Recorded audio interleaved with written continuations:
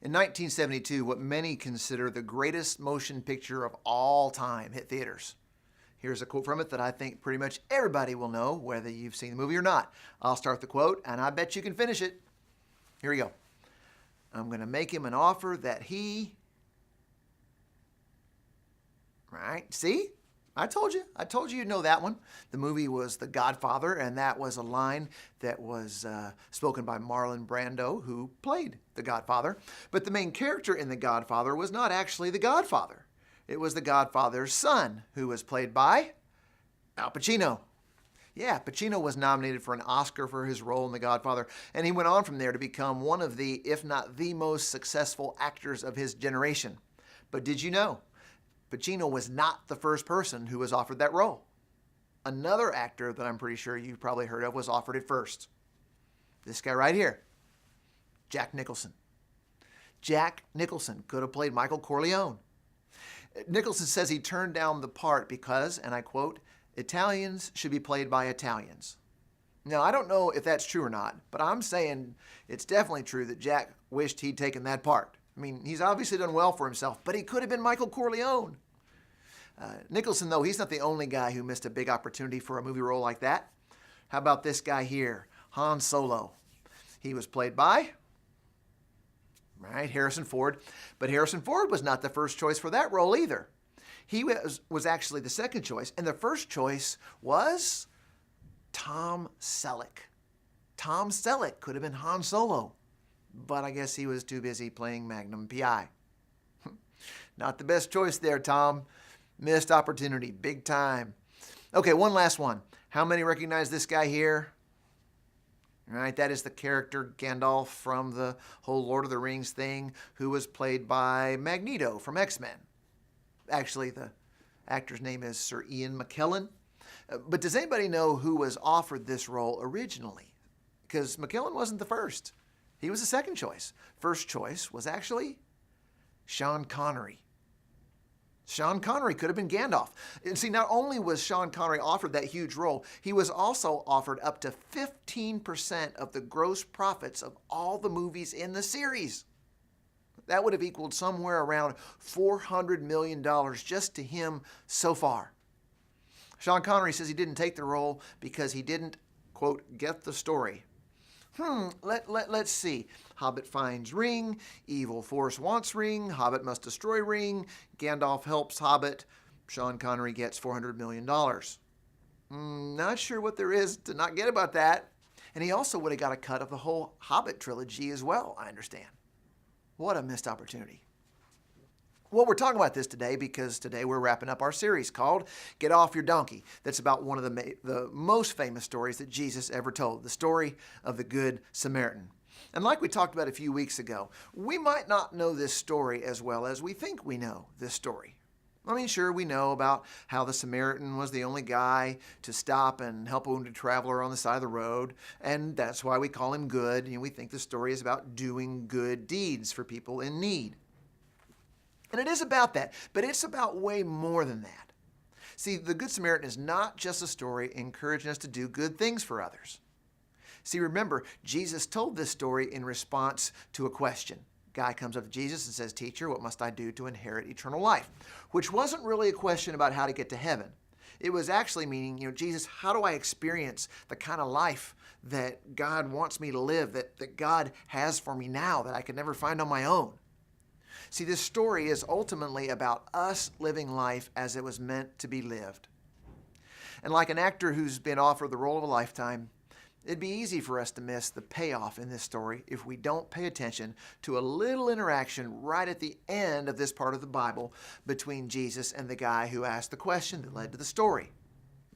See, after telling the story, Jesus looks at the guy who asked the question and says, "Now, who was truly a neighbor to the man?" And the guy says, "The one who showed mercy." And then Jesus says this. Jesus says, "Go and do likewise." Go and do likewise. Somebody say, "Go and do likewise." All right, thanks. Just to be clear, when Jesus says go, this doesn't mean, as you go through life, do this when you can. No, it doesn't mean that. It means go. Go now and do this. Live this way. and keep on living this way. That's what go and do likewise means. The way Jesus says this, no way can the guy respond to that by saying, man, I really like that Jesus. He's such a good communicator. He really gets me thinking. Now, this was a call to immediate and ongoing action. Go and do likewise and keep on doing likewise. So that's what Jesus says to the guy. And how does the guy respond when Jesus says, go and do likewise? Well, we don't actually know. The story just ends, and we have no idea if the guy went and did likewise or not. And think about it, the stakes were high here. The issue at hand was, how can I have the best life possible? The kind of life that only God can help me find. So what we don't know is if the guy did or did not miss out on the opportunity of a lifetime that Jesus gave him about how to have a great life now. We don't know what he did. But actually, I think it's kind of a good thing that we don't know, because hopefully then we realize that what matters is not what that guy did when Jesus said, go and do likewise. What matters is, now that we've heard the story, what are we going to do? Don Everts is an author I like a lot, and he says this about this whole go and do likewise thing. He says this, he says, I think there's something refreshing and honest and real about the words go and do likewise. They are like a door flung open in the winter, ushering cold, brisk gospel air into the stuffy, warm house of cultural Christianity. He says, they wake me up. They remind me that Jesus isn't just my blessed Savior, but my insistent Lord. They point me to the wonderful news that Jesus wants more for me than right answers and an elegant theology. He wants me to get caught up in God's work all around me. He wants me to be, in a word, missional. Missional. That word missional, not sure if you're familiar with it or not, but if you've been around here very long at all, you've probably heard us use it. Like 10 gazillion times. We talk about missional practices, repeated relational practices we try to live out every day in the effort to bless the world. We talk about every small group being on mission and every person in that small group having a mission. And here's why we talk so much about mission and being missional. It's called the Missio Dei. That's what theologians call it, the Missio Dei, the God who is missional, the mission of God.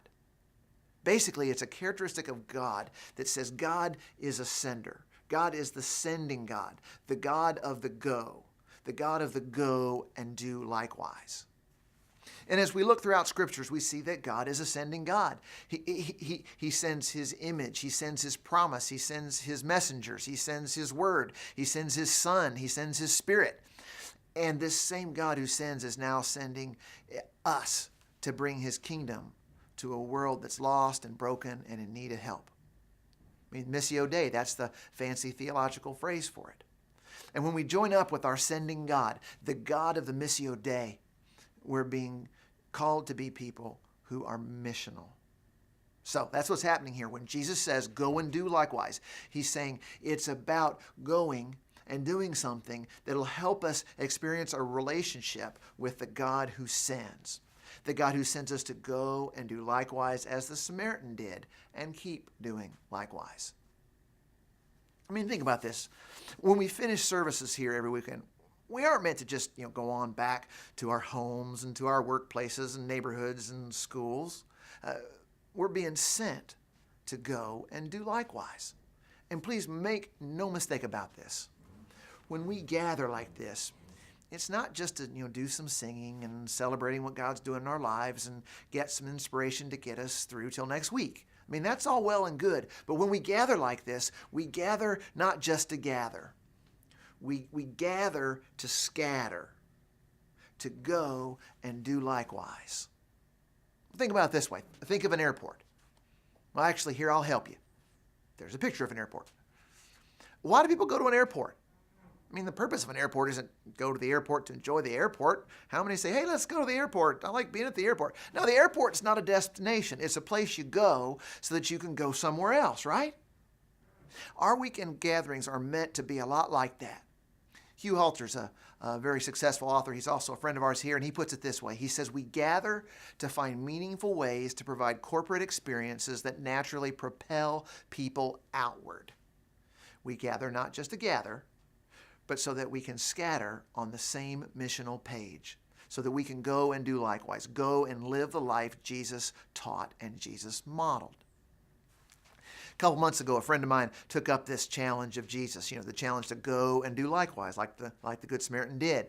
And it's not one of those stories where everything's been perfect and it's gone, swimmingly, but some really cool things are happening. For instance, my friend saw this guy in his neighborhood who was of a different ethnicity than most folks in that neighborhood, different background. Apparently the guy was pretty down on his luck, kind of the whole 9 yards. And he felt like God's tugging at his heart. So my friend, he befriended this guy. And after a couple of conversations over a couple of cups of coffee and hearing this guy's story, how the guy had been in jail and how he was having a hard time finding a job and a whole bunch of other stuff. After hearing his story, my friend felt like God wanted him to help the guy. So he did what he could, and within a few months, the man had a job, and he had reliable transportation, and he got connected to a small group. Now, obviously, it doesn't always work that way, but this time it did. And what's remarkable about this story to me is that it would have been real easy, and he would tell you it crossed his mind, it would have been really easy for my friend to give in to the excuses that he had for not getting off his donkey to help this guy. He thought to himself, well, it's his own fault. He's in this situation. If I help him, maybe he's just going to go back to what got him in this mess in the first place. Right? We all think those kind of things.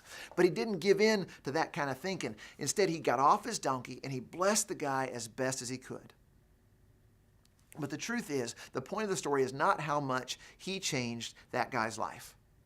The point is how much it changed his life to get off his donkey when he went and did likewise. He had an opportunity for something great, and he took it. And it helped him move closer. He'd tell you, it helped him move closer to experiencing a life-giving, life-transforming relationship with God. Because he was presented with the opportunity to go and do likewise, and he took it. He's playing the part of the Good Samaritan in a radical, courageous, life-giving way, and he's loving it.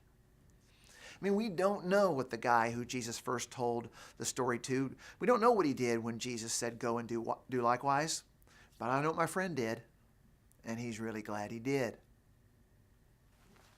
Thinking back to some of the best movie roles, the best characters in some of the best movies, I think about how some actors, got to be part of something great because of how they just said yes to an opportunity, and how others, missed out because they said no to an opportunity. They missed it. And I wonder about this story, the story of the Good Samaritan, which is really God's story and my story. What about my role? What role would I be saying yes to if I said yes when Jesus says go and do likewise? Well, as you can probably guess, I came up with a few. Here's something that I came up with. When Jesus says go and do likewise, and we say yes, I think it's like saying yes to the role that Morgan Freeman played in Invictus. How many saw Invictus? Morgan Freeman played Nelson Mandela, a guy who put everything on the line to see that the cruelty of apartheid was overturned and that people were set free from racism and discrimination. And the movie shows how Mandela reaches the hearts and minds of thousands by giving a vision of using forgiveness as the most powerful weapon against hate and prejudice. Man, that is a great movie and a great story. And that's not unlike what we're being called to do when we're called to go and do likewise. It may not be about us becoming, some great world leader, but it may very well be about becoming a person who lives to right deep and awful wrongs in our world. But I also thought about how if we say yes to Jesus when he says, go and do likewise, it's like the role of Leanne Toohey in the movie The Blind Side. We clipped it earlier in this series. Sandra Bullock plays this suburban mom who leads her family in changing the life of just one kid, a kid who had nothing and nobody. She's going against the status quo to do something right, and the boy goes on to become a very talented professional football player, all because she took him into her home, all because she got off her donkey that way. That's a role of transformation, starting with just one, making a difference to just one person in need. Yeah, I think that's what this is like. But I thought of another one. I thought about the role of William Wallace in Braveheart. I love that one speech that he makes. It's right before the big battle, and his men are trying to decide if they're going to stay or go, if they're going to fight or retreat. And he says this, he says, fight and you may die, run and you will live, at least a while. And dying in your bed many years from now, would you be willing to trade all the days from this day to that for one chance, just one chance, to come back here as young men and tell our enemies that they may take our lives, but they will never take our, freedom. Freedom. And I really think that when we're called to go and do likewise, that's the kind of role we're being offered today, to go from this place and battle against oppressive systems, to fight against evil forces. No face paint necessary. Wouldn't it be awesome, though, if we all left here today with our faces painted like Braveheart? And then you're thinking, no, dude, that would be very weird. But you know what I mean. Now, those roles are all great, but I don't think any of those roles are the role that really capture best what Jesus is offering us when he says, go and do likewise. Here's the role that I think best represents this opportunity before us today. Okay, I know. Nelson Mandela and Leanne Toohey and William Wallace are all real people, and Sam the Hobbit is not. I do know that, honest. But the point here is that what Sam talks about, that's our opportunity to play a part in a truly great story, for our life stories to become part of a much greater life story that will be told over and over again for all time. And so much is at stake. Don Miller is another favorite author of mine, and he writes a lot about writing better stories with our lives. And he puts it this way. He says, a great character in a great story always wants something and has to struggle and fight to get it. So we have to ask ourselves, what do we want and what are we working for and struggling for, and would it make a good movie? Here's a quote. He says, Bob may really want a Volvo, but who really cares if Bob gets a Volvo or not? Bob gets a Volvo. That's not a movie any of us would pay money to see, am I right? I mean, nothing wrong with wanting a Volvo, nothing wrong with getting a Volvo, if you happen to own a Volvo. But it doesn't bring us to tears when the salesman hands Bob the keys to his new Volvo. I mean, it doesn't send chills up our spine when Bob drives off the lot in his new Volvo. Nothing wrong with it, but it's just not that great a story. Miller puts it this way. He says, nobody cries at the end of a movie about a guy who wants a Volvo. But we spend years actually living those stories and expect our lives to be meaningful. The truth is, if what we choose to do with our lives won't make a story meaningful, it won't make a life meaningful either. See, that's why I love Sam's role. Sam's role in that I think it's the second movie of Lord of the Rings trilogy. Sam's role is the one that I think best fits the role that we're being offered today.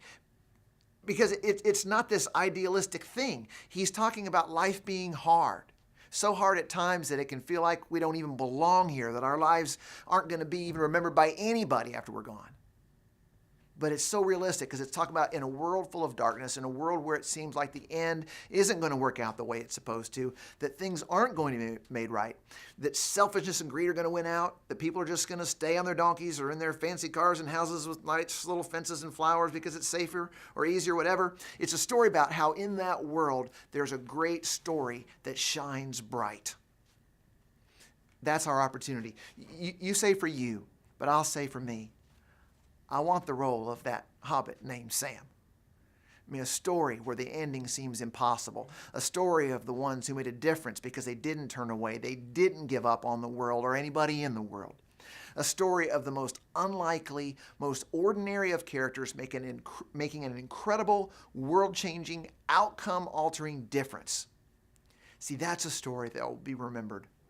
Not because, we're so courageous or we're so determined or we're so brave, but because of what we're holding on to and what we're fighting for. Because what Jesus calls us to hold on to and what Jesus calls us to fight for when he says go and do likewise is the dream of a life connected to and restored with God, both for us and for the whole world. And again, you say for you, but I'll say for me, I think that's worth fighting for.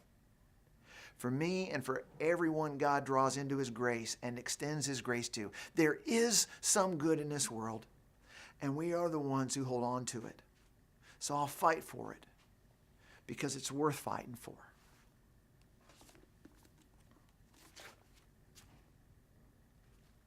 A man was going down from Jerusalem to Jericho when he was attacked by robbers.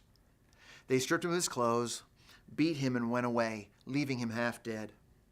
But a Samaritan, as he traveled, came where the man was, and when he saw him, he took pity on him.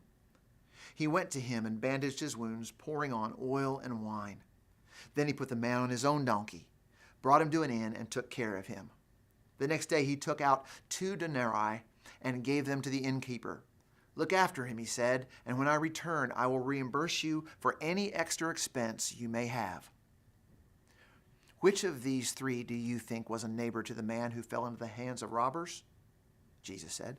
The expert in the law replied, the one who had mercy on him. Jesus told him, go and do likewise. Go and do likewise.